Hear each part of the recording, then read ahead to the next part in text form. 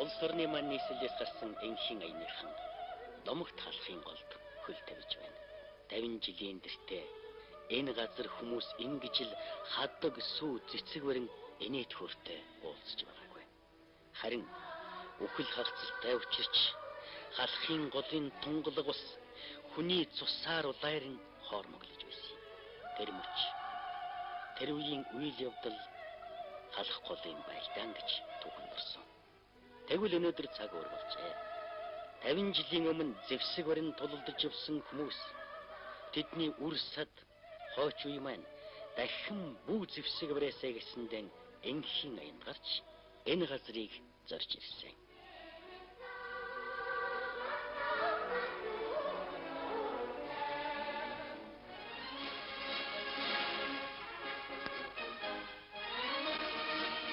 Мянга 939 оны 7 дугаар сарын 11 бүгд найрамдах Монгол ард улс ардынхан хөвсгөлийн 18 жилийн ог ёсон тэмдэглэж байлаа.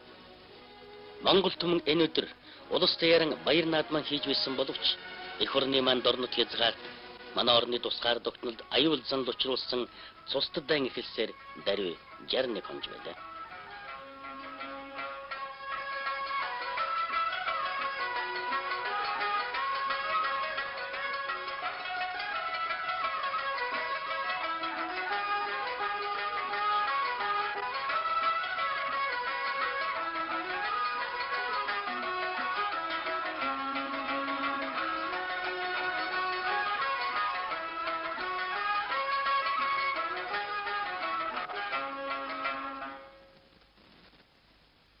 Тэр үед манай хүмбэр байлдаж байгаа зэргүүдэд айлуулахаар туслаж эх орныхон дархан хөлийг хамгаалах хэрэг гар бие оролцохыг хүсэж бүхнийг фронтод зориулан хөдөлмөрлөж байжээ.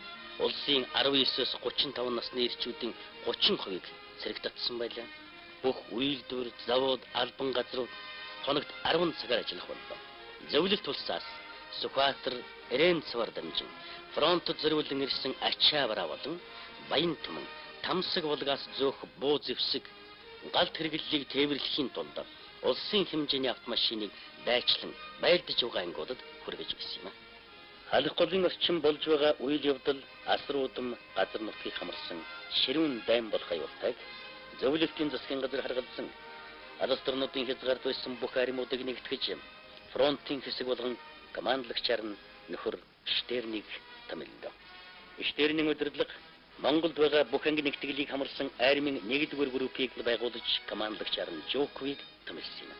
Тэр үед Монголын ардын армийг бүх зэргийн жанжин Шойвсон командлаж байсан. Фронт дээр байгаа Монгол зэргийг бүх зэргийн жанжины орлогч корпусын комиссар Халхсан гүйцэтгэж байлаа.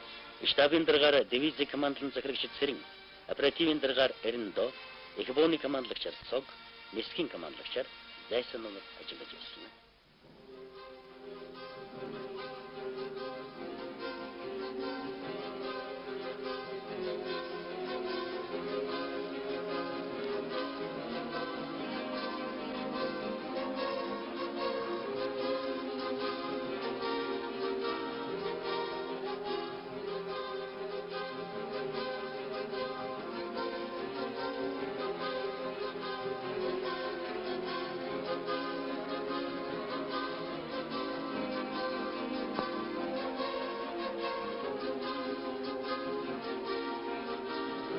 Халх голын орчим 5-6 дугаар сард болсон үйл явдал. Ялангуяа Баян цагааны тулалдаан нь өдрөөс өдөрт шатлан өргөжүүлж байгаа төрөмхийлийг няцаахад тэр үед Монгол зөвлөлтийн командлын мэдэлд байгаа хүч хангалтгүй болохын тодорхой болсон. Иймд халх голын орчим шинэ анги нэгтгэлийг өвөр байгаль, Урал болон Сибирийн цэргийн тойргуудаас татан авчирч байсан юм. Иймхүү шинэ ангиуд хүрснээсээ 5 дугаар сарын сүүлчээс эхлэн Япончуудын давуу хүчийн давшилтыг няцааж Баян цагааны тулалдааны хүнд бүрхийг давд туулсан ангиудыг ард тал руу гарган түр амрааж хохирлын нөхөг бололцоотой боллоо.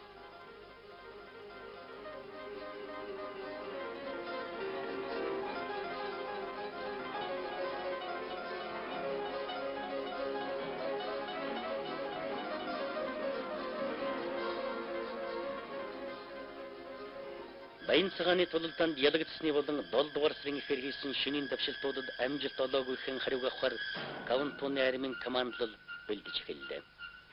Энэ удаа тэд их буугаар даваа болж зөвлөлт Монголын талд сүйрлийн зохилт өгөхөөр шийдсэн байжээ.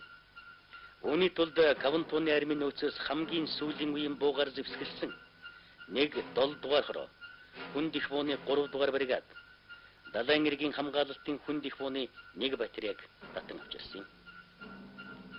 Манай танктай тулалдахын тулд 1-р явган дивизийн бүх танк эсрэг их бууны батарейг бас манай нисэх хүчинтэй тооцоо хийхин тулд хагас автомат ажиллагаатай зенитийн их буунуудыг татаж авчирсан байлаа. Кавантууны армийн штаб Халх голын орчин байгаа бүх ангиудаар 2 бүлэглэл зохион байгуулан давшилт хийж Монгол зөвлөлтийн ангиудыг будад зохин бүх үйл явдлыг өвлөөс наан дуусгахаар шийдвэрлсэн байсан юм а. 23-ны өглөө 7:30 минутанд бүх фронтоор Халх гол дээр тавьсан манай гармын зүг онилсон гал нээлээ. Япончууд 3 цагийн турш ширүүн галсны дараа Баян цагаан Сүмбөрөвөний хооронд барилсан манай ангиуд руу дайрсан боловч манай эсрэг үзэгдээд тулгаран тэдний атак сарсан. Энэ үед хайлтын голын орчмоор их бууны галын бэлтгэл үргэлж ирсээр байсан ба 12:30 минутанд Япончууд давшилтаа хийсэн юм а. Манай их бууны ангиуд маневрхийн галаан зүүн жигүүр рүү шилжүүлэн Япончуудын атакийг мөн зогсоож чадсан төгтэй.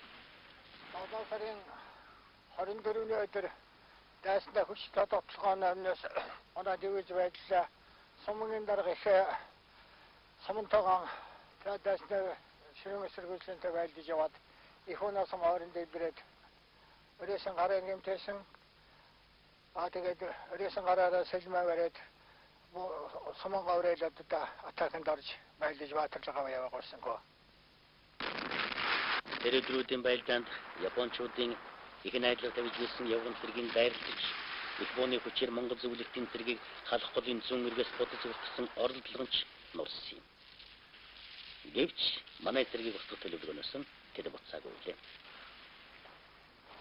28-ны өдөр Япончууд Халх голын орчин байсан бүх их буугаран нийтдээ 11,729 буудсан.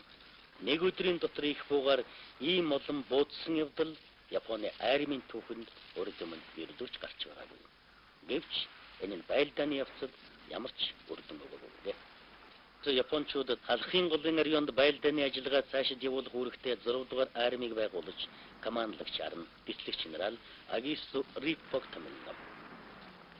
6 дугаар армийн гол сүмэн Халхын гол байлдаж байсан 23 дугаар дивиз бусад ангиуд байсан ба түүн дээр Манжгоогийн хөлийн цэргийн гарнизон, Кавантууны армийн шилдэг 7 дугаар дивиз, их бууны 1 батальоныг татан авчрахаар шийдсэн байжээ.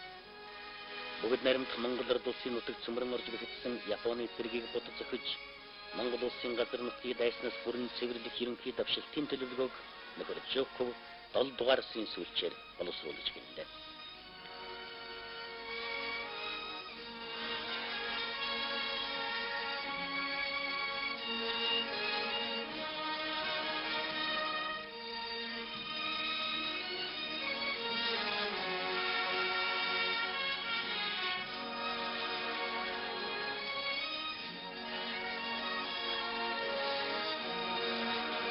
Манайхан давшилтанд бэлдэж байгаагаа нууцлахын тулд удаан хугацааны хориглолтод орлоо гэсэн сэтгэлийг төрүүлэхийн төлөө өвөлжих тухай заавар ангиудад антрааж энэ тухай утсаар хоорондоо ярилцах боллоо.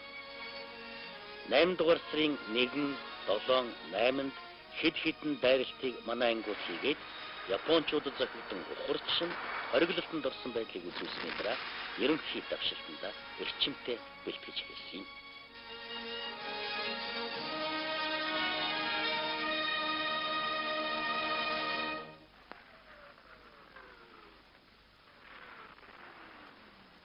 Ерөнхий давшилтанд бэлдэж байгаагаан бүрэн нууцлахын тулд агаарт Японы онгоцыг нэвтрүүлэхгүй ноёрхлон бүрэн тогтоох явдал чухал байлаа. Иймд Халхын голын тэнгэрт агаарын байлдаан ширүүсэж эхэллээ. Тэрэгдрүүдэд зөвлөлтийн нисгэгчид зориг баатарлагын үлгэр дуурайлыг үзүүлж байсан юм. 8 дугаар сарын 3-ны өдөр Ахмад курстав суман дууссан боловч дайсны онгоцыг шууд мөргөн сөнөөгөөд өөрөө амиргдсан. Энэ бол халх голын тэнгэрт зөвлөлтийн нисгчдийн хийсэн 2 дахь халз мөргөлт байсан. 8 дугаар сарын 4-нд бэслэгч Мошин суман дууссан тул хөөж явсан онгоцныхон сүүлийг сэнсэрийн тас хэргэн унгаагаад буудалдан эссэн минь буцаж ирсэн. Энэ бол 3 дахь халз мөргөлт байсан. Мөн тэр өдөр 150 дугаар хорооны комиссар Юкны онгоц зенитийн суманд оногдсон шатаж эхлэхэд нөхдөн шүхрээр буулгаад өөрөн шатаж байгаа онгоцтойгоо Япончуудын их бууны батарей дээр унасан ийм баатарлаг явдлууд олон гарсан түүхтэй.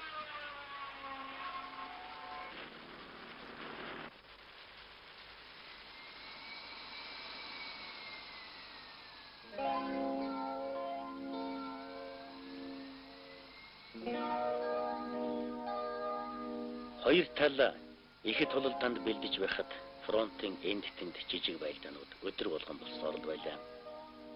8 дугаар дивизийн 22 дугаар хороо фронтын баруун жигүүрт нуурын овооны орчин байлдаж байхад Япончууд нэг удаа тэднийг шавар бомбоор бомбогдсон юм. Бомбогдуулсны дараа далавчтай хар ширгоож божигнах болж төдөлгүй цусан суулга өвчин дэлгэрсэн байна. Тэр бол Каунтоны армийн бактериологийн зэвсэг боловсруулах үүрэгтэй хурандаа Ишигийн удирдсан 731-р тусгай отрядын туршилт байсан.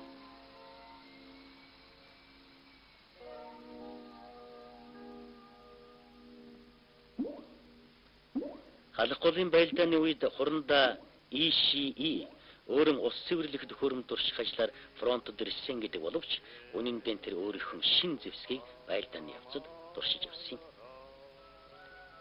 8 дугаар сарын дундуур Монгол зөвлөлтийн цэргүүд халх голын зүүн талд хориглож байлаа.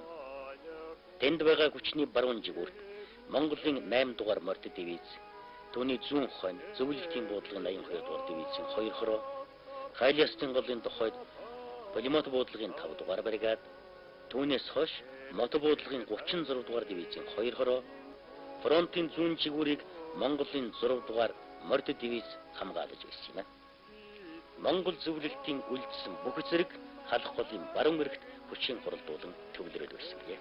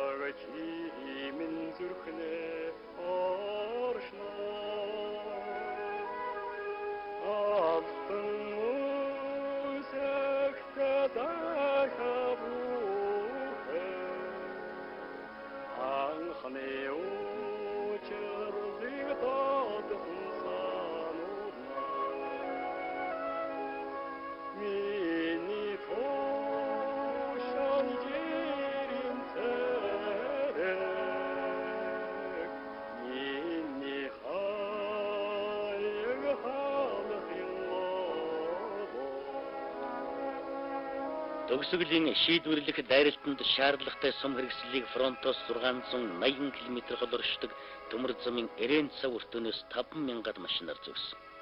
Жолооч нар зуны аагам халуунд 1200-аас 1300 км замыг 5 хоног туулан нийтдээ 55,000 тонн ачааг богино хугацаанд тээвэрлсэн нь үнэхэрийн дэвчээр хатуужлын илэрлэл байлаа.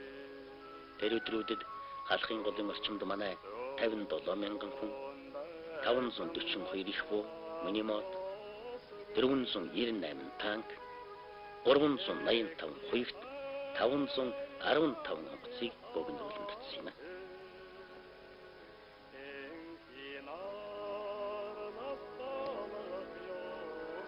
Япончууд манайхныг халх голын орионд хүч татаж байгааг мэдэж байсан боловч чухам ямар хүч хуралдаад байгааг төдийлөн мэдэхгүй байжээ. 8 дугаар сарын дундаас халахын голын орчим бороо зогсооч лөвгөрснөөс газар нефт норж төр зур нар гарангууд халах голын хөндөө битүү мананд бүрхэгдэж байлаа. Иймэрхүү байдлаас хоёр талын онгоц нислэг хийж чадахгүй болсон юм. Энэ нь эсрэг талдаа мэдэгдэхгүйгээр анги нэгтгэлүүдийг фронтод татах бололцоог манайханд олгосон юм. Энэ боломжийг ашиглан армийн командлал анги нэгтгэлүүдээр орж ирээдүйд давшилт хийх газар орноо судлаж ажиглаж байлаа. Жоккуийн боловсруулсан халахын гол орчимд байгаа японочдыг бод зохих төлөвлөгөөг 8 дугаар сарын 17-ны өдөр нэгтгэл тусгай ангиудын дарга нарт танилцууллаа. Монгол зөвлөлтийн цэргийн ерөнхий давшилтыг фронтын төв хэсэг болно гэж японочууд хүлээж байсан. Гэтэл Жокку японочууд руу бүх фронтоор зэрэг давшин барьж байгаад хоёр жигүүрээр нэгэн зэрэг хүчтэй цохилт өгч халахын гол болон улсын хилийн хооронд байсан японочдын бүх бүлэглэлийг нэг мөсөн бүслэн авч бүр мөсөн устгах ийм зорилтыг тавьсан байлаа. 17-ны өдрөөс эхлэн манай цэргүүд байрлалан эзлэж эхэллээ. Тэр үед Японы 6 дугаар армийн командлагч Агису Риппо 8 дугаар сарын 24-нд их довтлогоо хийхээр төлөвлөж байсан байна. Тэд манай баруун жигүүрээ давшилтхийн хэрвээ хариу зохилт ирэх юм бол халах голын зүүн эрг рүү ухарч манай цэргийг араасаа дагуулах зорилго тавьсан байна. Японочдыг даган голын зүүн талд гарсан Монгол зөвлөлтийн цэргийг бүр алсуур сүмбрийн орчмоор орон бүслээд зүүн талын бэхлэн эзэлсэн элсэн толгодууд хайлаастын голын намганд шахан бүрмсэн бодож өгөхөөр тэр төлөвлөж байсан юм. Үүний тулд халахын голын оройнд 75 мянган хүн, 500 гаруй их хүү, 182 танк, 300 онгоцыг хөрөмтлөн авчихсан юм.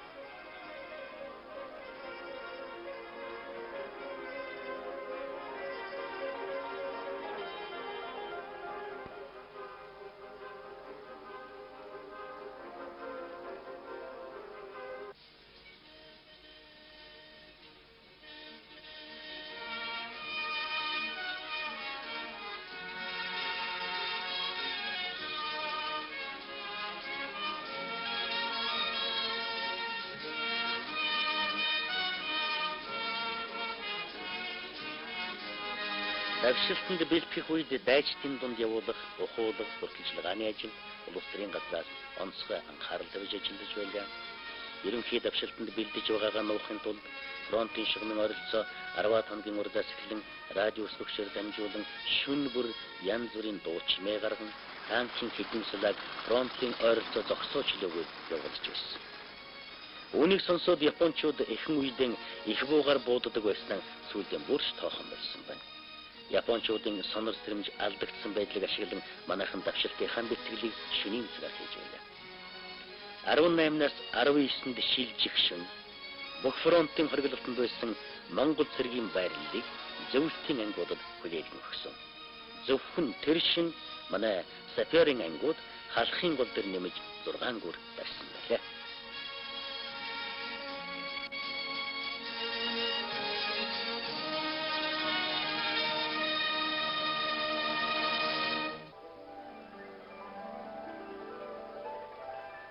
Мянга 939 оны 8 дугаар сарын 20-ны өглөө салхихгүй дулаахан сайхан өглөө боллоо.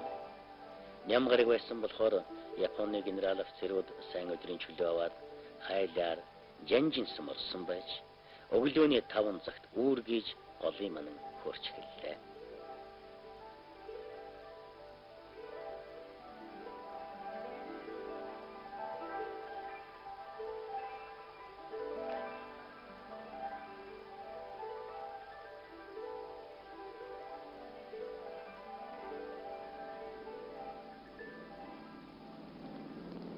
Японочдын зенитийн бүгэлрүүлэх зорилготой 9 бомбогдогч 44 сөнөөгч онгоц өглөөний 5 цагт агаарт хөрлөө.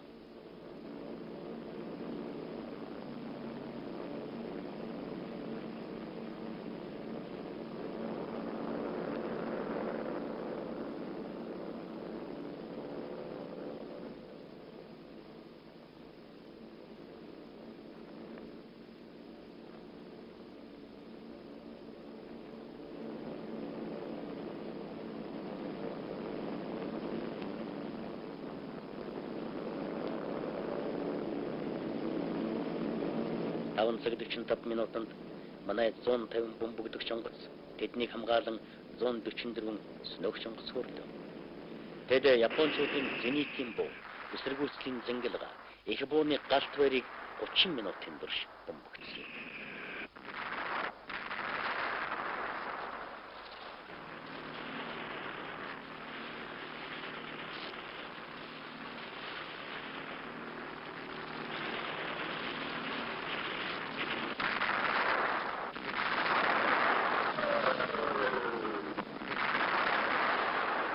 Цаг 15 минутаас Монгол зөвлөлтийн их буучид шуурхан гадна. Их бууны галын бэлтгэл 2 цаг 30 минут үргэлжилсэн юм.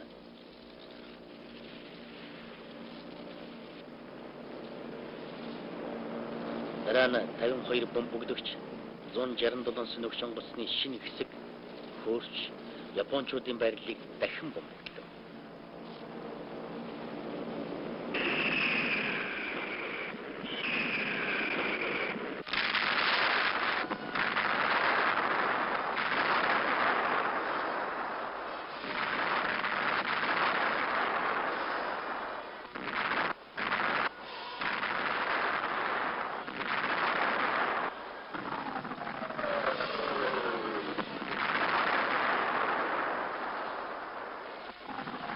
Инхүү их бууны галлалт бомбогдолд 3 цаг үргэлжилсэн дараа 9 цагт их бууны буудлагыг Япончуудын байрлалын гүнд шилжүүлэхэд огторгойд улаан пуучин хөөрч зөвлөлт Монголын зэрэг 70 км-ийн өргөн зурвсаар интернационал дууны сүрлэг аялгоонд давшилтан болсон билээ. Хамгийн ширүүн тулалдаан тэр өдөр фронтын төв хэсэгт болсон. Оргилолтын батлах хүчтэй системдэн дулцсан Япончууд элсэн болон ногоон өндөрлөгт ширүүн эсэргүүцэл үзүүлж байна. Энэ өндөрлгүүдийн өөдөөс тавьсан манай ангууд идэвхтэй ажиллагаагаар Япончуудын хүчийг барьж тэдэнд маневрлах бололцоо өгөхгүй байсан. 20-ны өдөр Монголын 6 дугаар морд дивиз фронтын зүүн чигүүрийг хамгаалan байдлаа хүч нэмэгдүүлж өгсөн зөвлөлтийн танкчид хэлжидийн отряд их бууны батрын хамт 6 дугаар дивизийнхэн довтлогоо хийснээс хойш 2 цагийн дараа өөрийнхөө өмнө байсан баргын морин дивизийг бодцохын эх орныхон хэлийн шигманд хүрсэн төгтэй.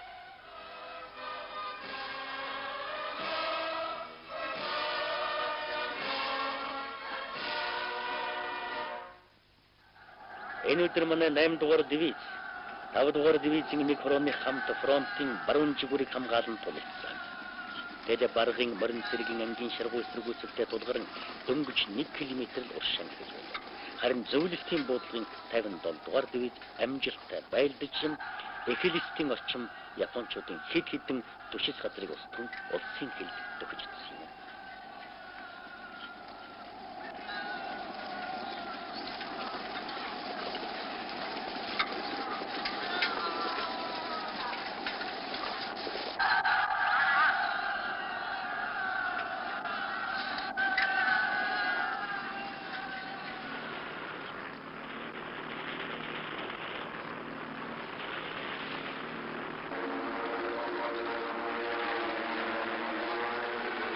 Тэр өдөр тэнгэртж гисэн агаарын тулалдаан зогсоо чөлөөгүй их ширүүн явагдаж байсан. Оройн 16 цаг 30 минутанд хамар даваанд байсан манай командын байрыг бомбогдохоор Японы онгоцууд дайрлаа. Тэдний эсрэг нисэн зөвлөлтийн сөнөгч онгоцуудын тэндээс галуу таамнаас нь зурвас татаад Япончуудын онгоцны дунд дэсрэл тулахад 2 онгоц шатаж байсан. Энэ бол дэлхийд анх удаа агаарын байлдаанд хүүчин хэрэгсэн төрлөө. Хоруу хэмээх өндөрлөгийн төлөө байлдаан зууралдсан ширүүн болсон манай нийт авшилтыг сааруулан бүслэлтийг хойш татах ийм аюултай байлаа. Иймд 21-ний өглөө Жоков нөөцөндөө байсан ангиудаас халх голыг гатлан хоруу өндөрлөгийн зүүн талаар нороо давшиж Япончуудын араар орж өслөх өргөглөө.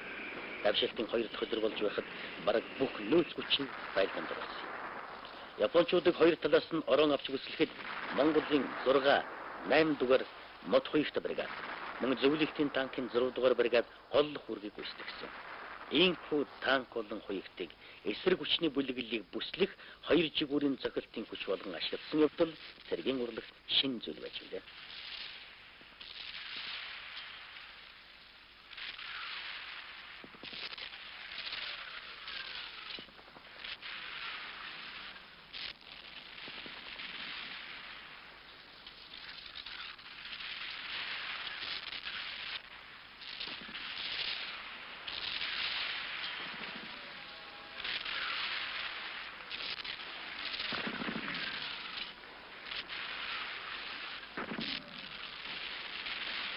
Фронтын баруун жигүүрт 8 дугаар дивизийн 22 дугаар хороо ширгуу тулалдаан хийсний дүнд эрс суулыг эзлэн удсынхан хэлтүүллээ.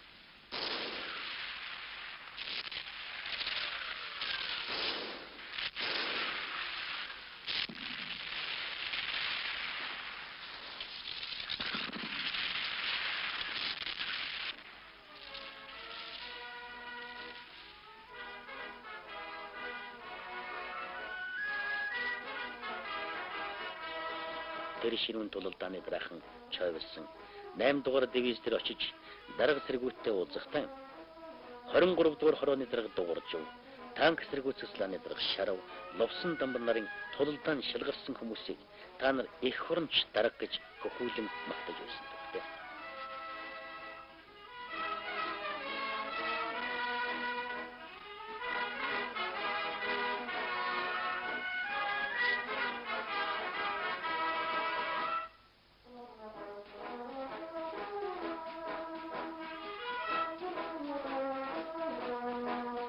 Япончууд Монгол зөвлөлтийн цэргийн гол зохилд фронтын төв хэсэгт болж байна гэдэг үгнэлт хийж байлаа. Гэвч 2 жигүүрээр бүслэж магадгүй гэдгийг ч бас тооцоолж байсан. Камацубара Хайластын голын хойд талд төвлөрүүлсэн өөрийн гол хүч болох явган цэргийн 7 дугаар батальоны хүчээр сөрөг давшилт хийх гэсэн боловч амжилт олоогүй юм.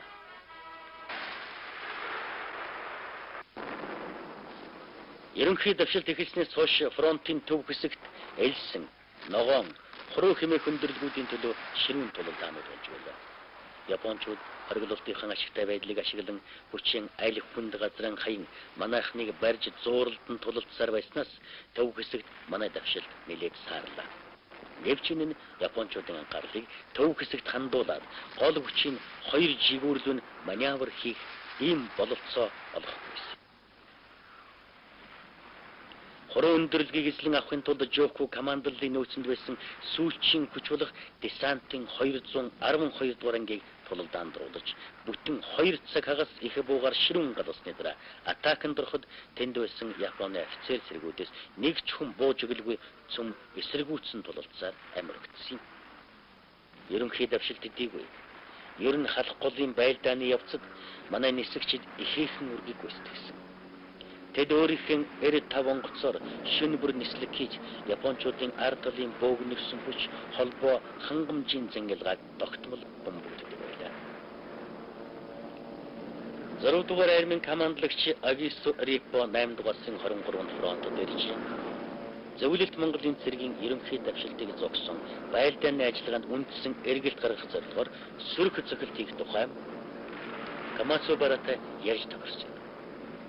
Тэд Хайластын голын өмнөд хэсэгт сөрөг зохилт хийхээр шийдэж түүнд оролцох анги нэгтгэлүүдийг 24-ний өглөө 6 цагт байран эзлэхийг даалгасан. 23-ны орой Монголын 8 дугаар дивизийн 23 дугаар хороо улсын хил дээрх хул дуулыг эзлэн авснаар манай фронтын баруун жигүүр найдвартай хамгаалалттай болсон юм.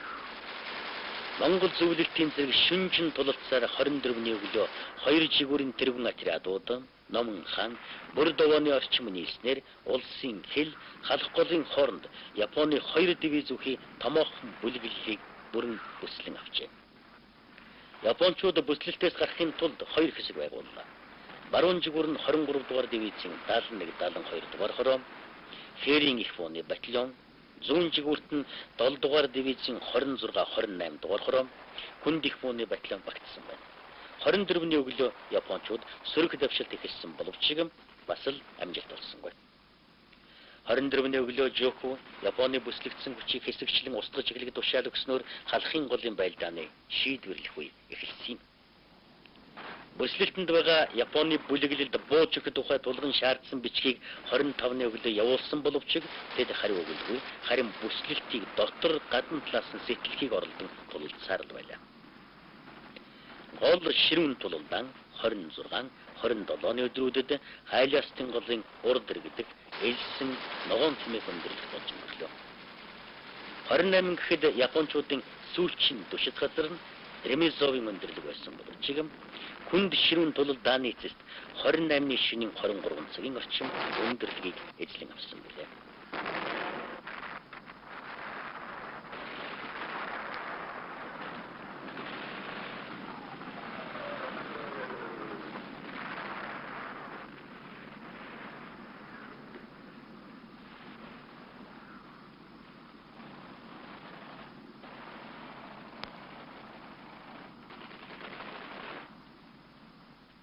Чинийн байлдааны үеэр 23 дугаар дивизийн дарга Камацубара үлдэгдэл хүнтэйгэн сэрэг давшилт хийж бүслэлтээс гарч чадсан байна.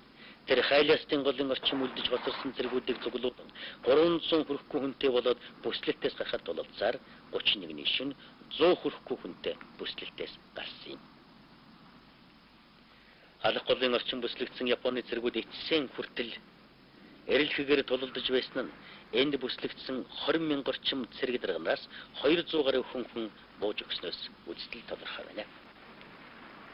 1939 оны 8 дугаар сарын 31-ний өглөөний 6 цаг гэхэд бүгд наримдах Монгол ард улсын нутаг халахын гол орчим нэгж Япон хүн үлдээгүй байлаа.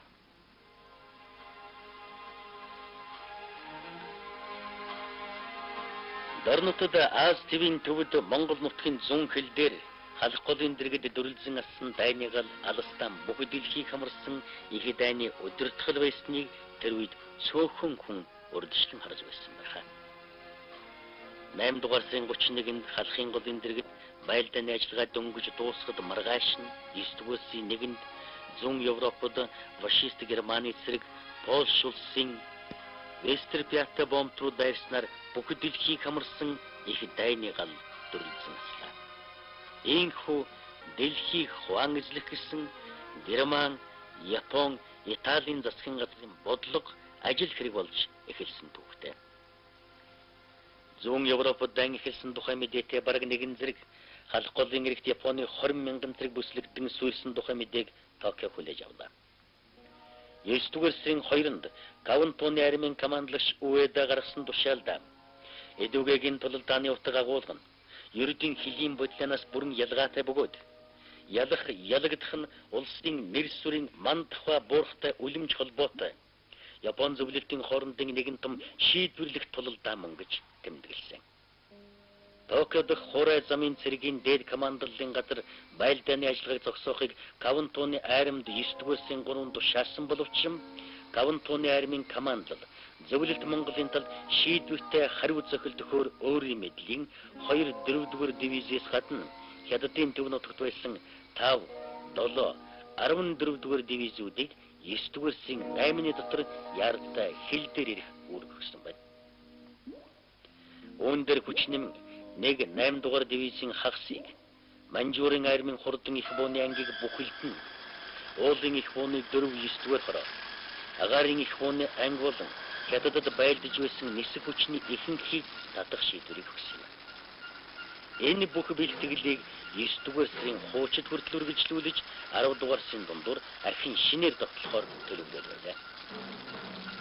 Монгол улсын нутагт дараа давшилт хийхэд тохиромжтой түшиж газартай болохын тулд халахын гол орчим байсан 2 батлын орчим үлдэгдэл цэргийн хүчээр фронтын баруун зүгт байсан тэр хавийнхын газар нутаг сайн харагддаг эрс суулыг эзлэн авахар 9 дугаар сарын 4-нд тогтолгоон хийлээ. Манай 8 дугаар дивизийн 22-23 дугаар хороо зөвлөлтийн 57 дугаар буудлын дивизийн ангиуд танкийн 6 дугаар бригадын ангиудтай хамтран японочдын байрлалыг нисаасан билээ.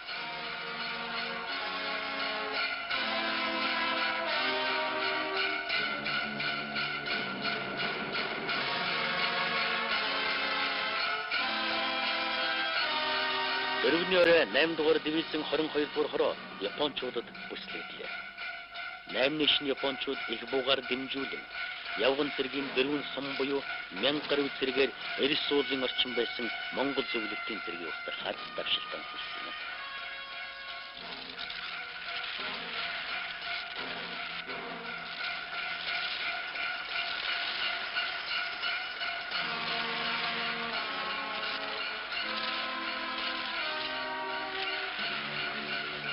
Үүний цэрэг Жопо танкийн батальон 8 дугаар дивизийн хүйх дивизион 23 дугаар хорооны 2 дугаар сум Чогдонгийн заставыг байлдан дөрвөж японочдыг бүслэн заглав. Энэ бол халахын гол орчим болсон хамгийн сүүлчийн байлдан байсан.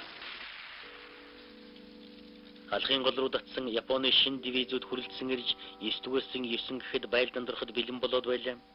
Гэвч Японы засгийн газар байлдааны ажиллагааг зогсоох тухай саналыг зөвлөлт толгойд улсын засгийн газар тавиад энэ тухай каунтууны арим тушаасан тул тэр ангиуд давшилтанд орлоггүй зогсон байдалд байсан юм.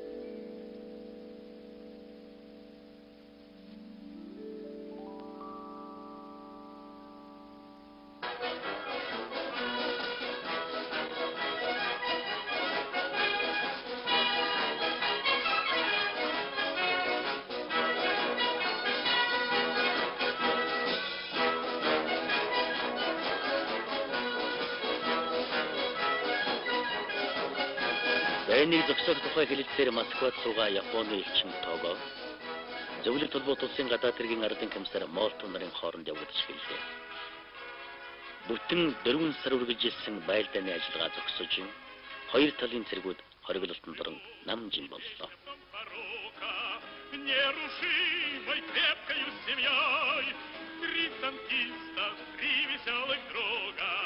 Экипаж машины боевой, три танкиста, три веселых друга.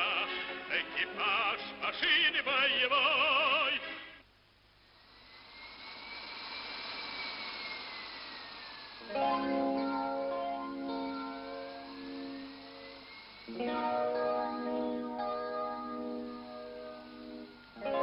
Дайны талбарт олзлогдсон Бозевскийг тоолоход 12,000 гаруй винтов, 340 пулемет, 36 минимотом, 175 ихвуу, винтовны сум 2 сая, ихвууны сум 42,000, ачааны машин 68, суудлын машин 19, танк 8, хуягт 8, трактор 14 байсан.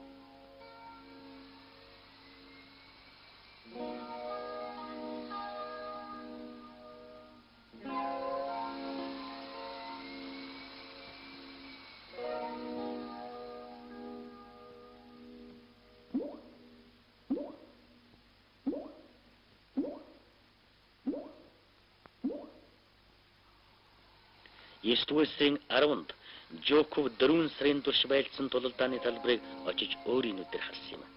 Хожим Жоков Япончуудад танк нэрнтэй тэнцэх танк байгаагүй. Харин дайр хонгоцууд нь агаарын ихвүүн айхтар сөрхий байсан. Японы зэргүүд бол сайн бэлтгэлтэй, сахилгаваттай, их дуулууртай, байлдаанд ялангуяа ойрын зайд болон хориглох байлдаанд их улайрын шаргуу сайн байлдадаг байлаа. Багдарганар нь их сайн бэлтгэгдсэн үхсэхээ мэддгүй тулалддаг байсан. Тэгвэл ахлах болоо дээд тушаалын дарганар нь муу бэлтгэлтэй, санаачлаг багтай, загвар болсон хуучин аргаар ажиллаж байсан. Япончууд бидний өдөөс явган 2 дивизийг үндсэн хүч болгон оруулсан боловч тэдний дивиз гэдэг нь манай буучтын корпус л гэсэн үг. Тэгэлэр бид чанартан буучтын 2 корпустай тулалдсан юм. Японы шилдэг дивизүүд нь маш их шаргуу ачтаж тулалдаж байсан гэж дурсамжиндаа бичсэн байдаг.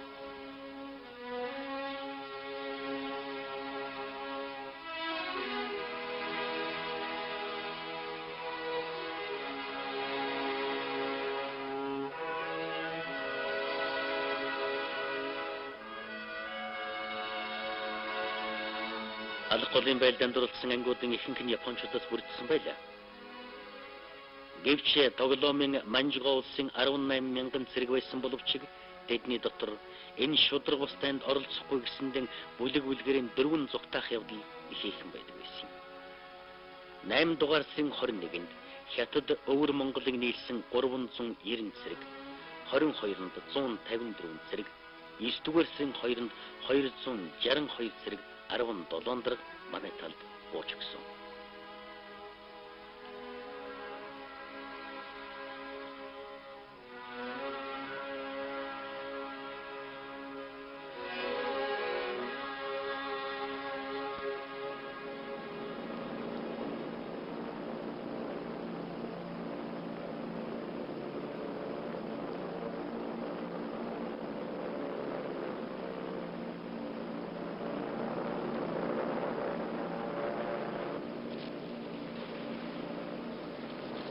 Алх голын орчин газар дээр байлдаан зогссон боловч агаарт бага хэмжээний тулалдаан үе болж байлаа. 15-ны өдрийг их ширүүн боллоо. Япончууд манай нисэх хүчнийг буудал дээр нь устгаж, дайнд ялагдсныхан хариуг авахар зорж байлаа. Өөрсдийнхөө мэдлэлсэн бүх 120 онгоцон хөөргөн манай буудлууд руу дайрахад өөдөөс нь манай 207 онгоц хөргөж байсан. Энэ өдрийн тулалдаан Япончууд 19 сүнөгч, 1 бөмбөгдөгч онгоцон, манайх 6 сүнөгч онгоцон алдсан. 9-р сард болсон агаарын байлдаанд Япончууд 71 онгоцон, манайхан 18 онгоцон.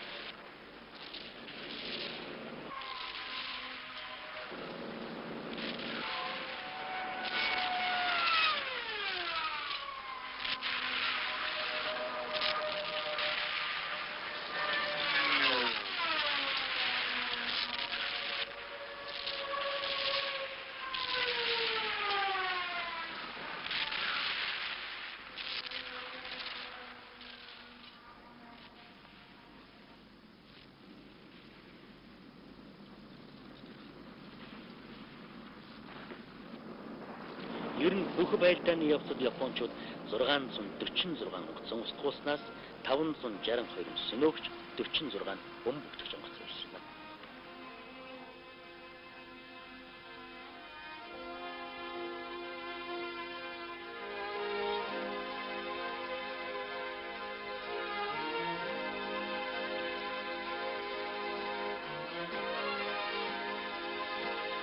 Москвад Японы элчин сайдтай Молтон хийсэн хэлэлцээрийн дагуу 9-р сарын 16-ны өдөр Москвагийн цагаар 13 цаг буюу Улаанбаатарын цагаар оройн 18 цагт хоёр тал халахын гол орчмын байлдааны ажиллагааг зогсоосон хэрэгтэй.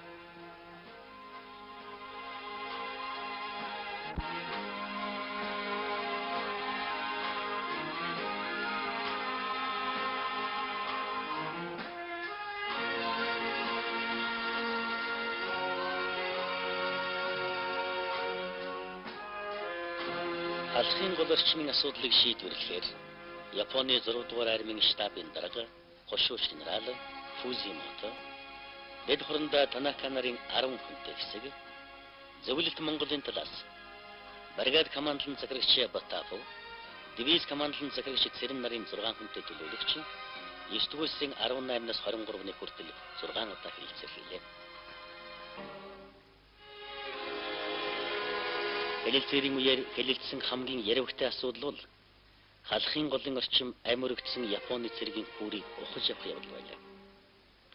Япончууд аль болох олон тооны хүүр ухаж авахыг зорьсон боловч хичнээн цэрэг даргаалагдсныг үнэндээ мэдэгдэхийг хүсэхгүй байсан юм. Нөгөө тэгүр халахын голын орионд манайхан нэгэнт бэхлэлт хийчихсэн тул Японы хүүр ухах ангийг оруулахад хүндрэлтэй байлаа. Түүнээс гадна Японы алагдсан цэргийн хүүрийг орноос нь ухаж өгөх сонирхол манайханд бас байхгүй байсан мэдээж. Эцсийн эцэстээ 10 хэсэг газарт хүүрийн ухаж авч өгшөрлийг Япончуудад олгосон.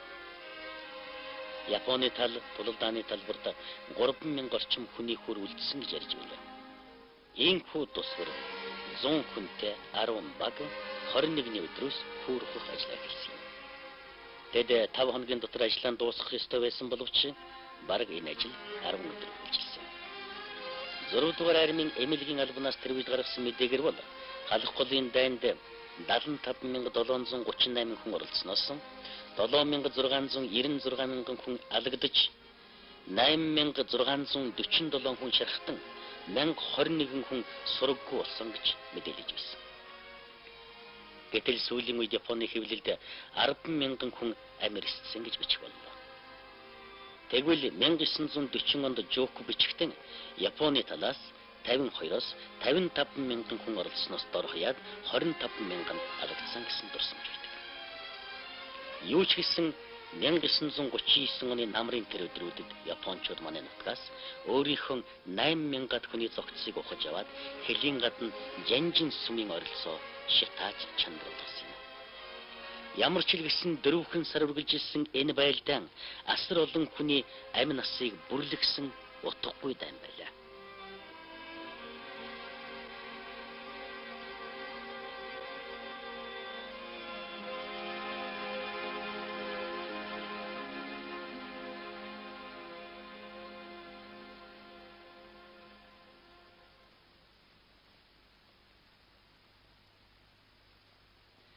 10 дугаар сарын 5-нд хамар даваанд Жовкын командын байрны дэргэдэм халх голын байлдаанд оролцсон Монгол зөвлөлтийн бүх нэгтгэл ангуудын дарга нар оролцож өнгөрсөн байлдааны дүн гаргасан юм. Жовков 4 сарын өмнө халахын гол дэрэгтэн жирийн нэг дарга байсан бол 10 дугаар сарын 20-нд хамар давааны хянах байрнан орхиж Улаанбаатар руу явахдаа нэр алдран цуурайтсан алдарт жанжнуудын нэг зөвлөлт холбоот улсын баатар болсон байлаа. За 50 жилийн өмнө одоо халх голын байн дуусаад тэгээд нэг мэдсэн уун тэнд үйлжиж байсан. Одоо халх голын цаадрыг дээр агтаан одоо бүр одоо газар дээр хийгээд гэрээшин бүр газар дээр боллоо. Тэгээд өдөр гэрмэри тэгжсэн чинь болол гэрмэрээ буулгаад харин буцаж одоо явах юм болоо энэ 10 сард да. Тэгээд нэг өглөө одоо гарсан тэгээд наашаа гарсан халх гол дор замын гүр тавьсан байна. Үүрэндээ нэг сайхан гүр тэгээд доор нь замынуд байж байгаа. Тэгээд зөвлөлтийн зэргүүд тэнд хүрэж ирсэн. Нэг одоо би анх тэр зөвлөлтийн сэргийн нэг одон цагаан дээл. Тийм зэлтэй зэргүүд бидний яслоо өгчээсэн. Тэгээд би нэг бодож ирсэн хөрх юм. Бид ингэ бууж байдаг энэ улсууд энд ингэ халж байдаг бас өрөвдмөр хайрламар тийм санагдав. Тэгээд халх голын наад дэрэгдээ тэр их хөнди одоо халх голын наад шин дандаа хөнди шүү дээ. Тэр хөндигөөс ингээл явж ирсэн манай дарга маань бүрээлээ гэж юм. Тэгээд бид яг дивизийн штаб голдон хамгийн түрүүнд дивизийн тог тэрний араас дивизийн одоо хөгжмийн зэргүүд бүрийгээ барьсан. Тэрний араас нь дивизижийг ингээ тэгээ хоёр жигүүрээд нэ 15 дугаар 17 дугаар тэгэл одоо хоёр дивизийн тэр их унаа ингээ энэ бүхэл дивиз ингээ явж илээ. Тэгээ бид шивэ хахтаргийн хангад өсвөргийн дагуу шивэ хахт үлээлээ. Тэгэл одоо ерөн санахад энэ баргал тэл хөнди дүүрмэс хул бүгдөө энэ бүрий дагаал бүгдөө л одоо дуулаад шивэ хахтад дуулаад ардын цагийн анхны сайхан тэр дуугаа дуулаад ингээд болж ирсэн. Тэгээ манай дарга ирээд за харж юу ийм сайхан байт юм шүү дээ одоо. Ялсан зэрэг гэх одоо энийг харж байгаа үедээ гэж ингэж ярьж ирсэн тэр одоо миний сэтгэл одоо 50 жил болсон ч мартагдахгүй. Яг тэр хэвээр нүдэнд үзэж харагдаж байна.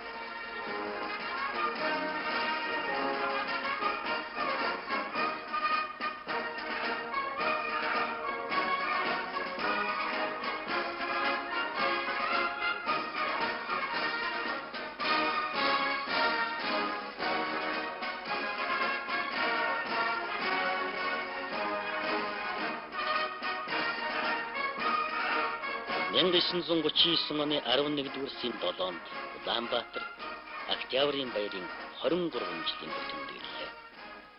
Энэ өдөр Монгол зөвлөлтийн төрөл бүрийн цэргийн нэгдсэн парадыг корпус командлан захирагч Халхсан удирдах чойвлсан Жовков нарт араатлаж байсан.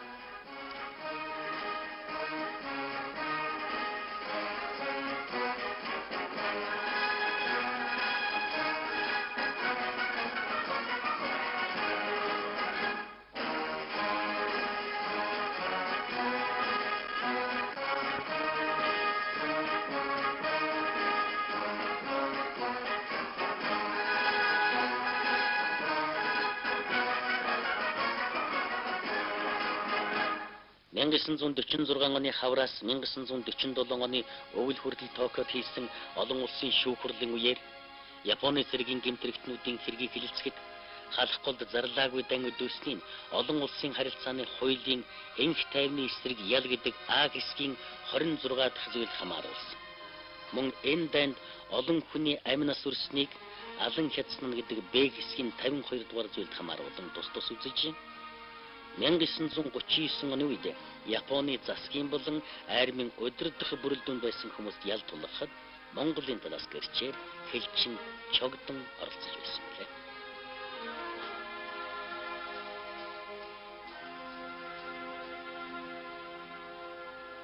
Халхын голын байлдаанд Монгол зөвлөлтийн талаас 9800 хүн амьд гэж тооцоогдсон. Энэ тооцоог 1939 гаргасан. Гэвч сүүлийн үед 18,000 хүн ч гэж ярьдаг боллоо. Ямар ч хэлсэн энэ бол манай эх орны эсрэг хандсан зарлаагүй дан дэлхийн их дайны эхлэл байжээ. 5 жилийн өмнө энэ газарт Япон Монгол хоёр улсын хооронд ширүүн баярдан байсан газар би Япон улсаас анх удаага энд өөрийн нүдээр тэр баярдааны газрыг тарбарыг үзэж байгаа. Цаашид Япон Монгол хоёр улсын хооронд ямагт баярдан турардан огт үгүй байгаасай гэж би хүсэж байна.